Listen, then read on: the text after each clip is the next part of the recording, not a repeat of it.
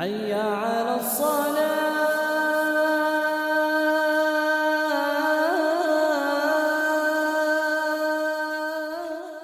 அஸ்ஸலாமு அலைக்கும். யாருங்க? அல்ஹம்துலில்லாஹ். எங்கேருந்து பேசுறீங்க?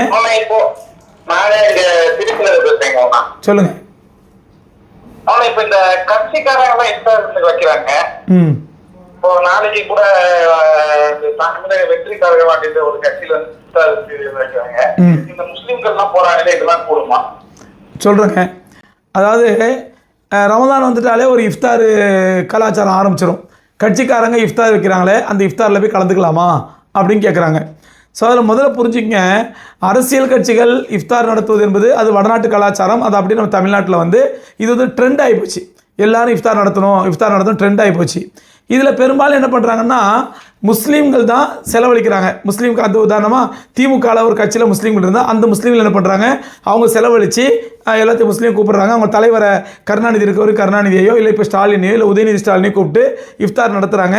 அவரும் வந்து கஞ்சி குடிச்சிட்டு ஏதாவது ரெண்டு அறிவிப்பு செய்வார். உடனே நம்மளால் நிறைய தக்பீர் அல்லாஹ் அக்பர் போடுவாங்க. அந்த கஞ்சி குடித்த சந்தோஷத்தில் குஷியாக வெளியே வந்துடுவாங்க. அல்லது அதிமுகக்காரர் என்ன பண்ணுவார், அவர் ஜெயலலிதா இருக்கிற வரைக்கும் அந்த மாதிரி என்ன பண்ணுவாங்க, இந்த நந்தனத்தில் ஒரு ட்ரேட் சென்டர் இருக்குது, அங்கே நடத்துவாங்க. அங்கே முஸ்லீம் தலைவர்களை கூப்பிடுவாங்க. அந்த அம்மா இஃப்தார் நடத்துவாங்க. அவங்க ரெண்டு அறிவிப்பாங்க. ரசூல்லா பற்றி ரெண்டு வார்த்தை பேசுவாங்க. நம்மளால் கஞ்சி குடித்த சந்தோஷத்தில் ஜெயலலிதா வாழ்கட்டு வந்துடுவாங்க. அப்புறம் விஜயகாந்த் நடத்துவார், வைகோ நடத்துவார், திருமாவளவன் நடத்துவார். எல்லாருமே நடத்துவாங்க. இந்த எல்லாருடைய இஃப்தாரையும் ஒரே மாதிரி பார்க்கக்கூடாது.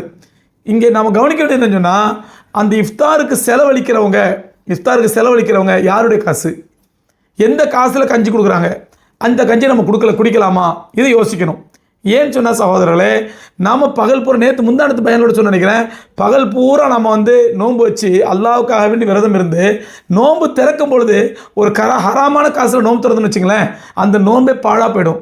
அது மட்டுமல்ல, அந்த ஹராமான உணவு நம்ம வயிற்றுக்குள்ளே போச்சுன்னா அதுக்கப்புறம் நீங்கள் செய்கிற துவாக்களோட அல்லாஹ் கபூல் செய்ய மாட்டான். அதனால் நீங்கள் அரசியல் கட்சிகள் நடத்தக்கூடிய இஃப்தார்களை போகாமல் இருங்க. அந்த அரசியல் கட்சி தலைவர் உங்களுக்கு பிடித்தமானவரா உங்களுக்கு பிடிக்காதவரா அதெல்லாம் உங்களுக்கு தனிப்பட்ட விஷயம். ஆனால் அந்த நோன்பு கஞ்சி யார் காசில் கொடுக்குறாங்க? அந்த அரசியல் கட்சிக்காரரு அவர் சம்பாதிச்ச பணத்துலேருந்து கொடுக்குறாரா, அல்லது அவர் சம்பாதிச்ச ஹலாலான காசுலேருந்து கொடுக்குறாரா, அல்லது முஸ்லீம்கள் சார்பாக கொடுக்குறாங்களா, அந்த முஸ்லீம்கள் எந்த முஸ்லீம் கொடுக்குறாரு அப்படின்னு பாருங்கள். அந்த வருமானம் ஹலாலான வருமானத்தில் நீங்கள் கஞ்சி போட்டிருந்தால் மட்டும் அந்த நோம்பு துறக்கலாம், தப்பு கிடையாது. குறிப்பாக கேள்வி கேட்ட சகோதரர் கேட்டார், நாளைக்கு தமிழ்நாட்டில் ஏதோ ஒரு கட்சி ஒரு சினிமா நடிகர் நாளைக்கு மெட்ராஸில் இஃப்தார் கட்சி வச்சுருக்கிறாராம். அந்த இஃப்தாரில் முஸ்லீம்கள் கலந்துக்கலாமா? எந்த சினிமா நடிகர்? 1000 சினிமா நடிகர் இருக்கிறாங்க. இவர் யாருன்னா விஜய்னு ஒரு நடிகர். அவர் என்ன தமிழ்நாடு ஏதோ வெற்றி கழகம், தமிழ்நாடு வெற்றி கழகம் அப்படின்னு சொல்லி வச்சிருக்கிறாராம். அந்த தமிழ்நாடு வெற்றி கழகத்தின் சார்பாக நாளைக்கு இஃப்தார் வச்சிருக்காரு. அவர் இந்த வருஷம் எலெக்ஷன் நிற்க போகிறாரு. முஸ்லீம்களோட ஓட்டை வாங்கணுமா இல்லையா? முஸ்லீம்களோட ஓட்டை வாங்குறதுக்காண்டி அதில் நீ மட்டும் வாங்குற, நானும் கொஞ்சம் வாங்கிக்கிறேன் அப்படிங்கிறதுக்காண்டி என்ன பண்ண, நாளைக்கு அவரும் தொப்பி போட்டு உட்காருவார், உட்காந்து கஞ்சி குடிச்சு ஃபோட்டோக்கு போஸ் கொடுப்பாரு. முஸ்லீம்களுக்கு நான் வந்து இப்போ முதலமைச்சர் ஆகிவிட்டால் முஸ்லீம்களுக்கு வீட்டு வாசலுக்கு முன்னாடியே தேனாரையும் பாலாரையும் ஓட்டி காட்டுவேன் அப்படின்னு 2 வார்த்தை கொடுப்பாரு.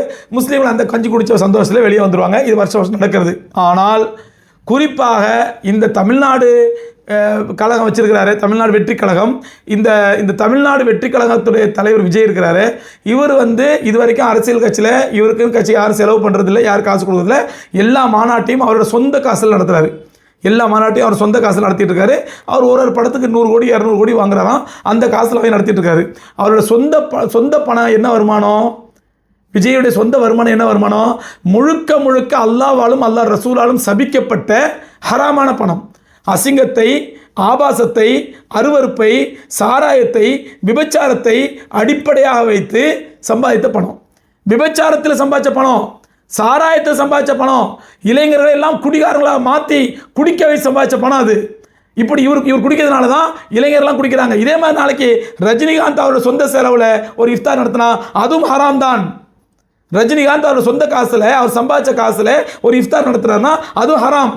அல்லது இன்னொரு சினிமா யாராவது பேர் சொல்லுங்களேன், கமலஹாசன் அவர் சொந்த காசுலேருந்து அவர் இஃப்தார் வச்சார்னா அதுவும் ஹராம் தான். அல்லது அஜித் குமார் அவர் சொந்த காசில் சம்பாதிச்சு அந்த காசில் வச்சார்னா அதுவும் ஹராம் தான். அதுபோன்று இந்த விஜய் நாளைக்கு நடத்தக்கூடிய முஸ்லீம்களே, கவனமாக கேளுங்கள். விஜய் நாளைக்கு நடத்தக்கூடிய இஃப்தார் பார்ட்டியிலே கலந்து கொள்வதும் அந்த கஞ்சியை குடிப்பதும் ஹராம், 100% ஹராம். உங்களுடைய நன்மைகளை பாழாக்கிவிடும், உங்களுடைய துவாக்கள் கபூலாகாது. ஏன்? அவர் ஹராமான காசில் அவருடைய அரசியல் கட்சியில் சேருங்க, சேராமல் போங்க, ஓட்டு போடுங்க, ஓட்டு போடாமல் போங்க, அது உங்களுடைய விருப்பம். நான் அதை பற்றி பேச வரல. அந்த காசில் அவர் அவர் சொல்கிறாரு, இது ஏன் காசில் இல்லை, இது ஏன் காசில் சம்பாதிக்க நான் கொடுக்கல, எனக்கு ஒரு ஹலாலான சம்பாதிச்ச ஒருத்தர் அவர் காசு கொடுத்தாரு, அந்த காசில் தான் நான் வந்து இஃப்தார் போடுறேன் அப்படின்னு சொல்லி டிக்ளேர் பண்ணிட்டாருன்னா தாராளமாக கலந்துலாம் தப்பு இல்லை. இது அவருடைய காசில் அல்லது அவர் கூட இப்போ ஒருத்தர் இருக்கார், அவர் பேர் என்ன, அவருடைய பிஏ ஒருத்தர் புதுசாக சேர்ந்துருக்காரு அர்ஜுனா, லாட்ரி கடைக்காரரு, அவர் மட்டும் ஹலாலான வியாபாரமா? அது லாட்ரி ஹராமில் வந்தது. அவருக்கு செலவு பண்ணுற பூரா இப்போ அர்ஜுனா செலவு பண்ணுறாரு. அது லாட்ரியில் வந்த காசு, அவங்க மாமனார் மார்ட்டின் வந்த காசு. அவர் லாட்ரியும் ஹராமு, சினிமாவும் ஹராமு, எல்லாம் ஹராமும் சேர்ந்து ஒரு ஹராமான இஃப்தாரை தருது. அதில் முஸ்லீம்களே தொப்பி போட்டுக்கிட்டு தாடி வச்சுக்கிட்டு மானங்கிட்ட கஞ்சி குடிச்சிங்கன்னா உங்களோட நோன்பு பாழா போயிடும், உங்களோட துவாக்கள் கபூலாகாது. அதனால் இது போன்ற இஃப்தார் நிகழ்ச்சிகளில் போய் முஸ்லீம்கள் கலந்துக்கிறத யோசிச்சிங்க. நல்ல முஸ்லீம்கள், தக்வா உள்ள பேணுள்ள முஸ்லீம்கள் நிச்சயமாக கலந்துக்க மாட்டாங்க. ஈமானுள்ள முஸ்லீம்கள் நிச்சயமாக கலந்துக்க மாட்டாங்க. எந்த கட்சி இஃப்தாராக இருந்தாலும் சரி, எதுக்கு சந்தேகத்திற்குரிய ஒரு இஃப்தார் நாம போய் திம்பான்னு சொல்லி, இது சந்தேகம்லாம் இல்லை, 100% பியூர் அக்மார்க் முத்திரை வாங்கி ஹராம் இது. அதனால் இந்த ஹராமில் கலந்து கொள்வது 100% உங்களுடைய நோன்பை பாழாக்கிறோம். முஸ்லீம்களே கவனமாக இருந்துக்குங்க.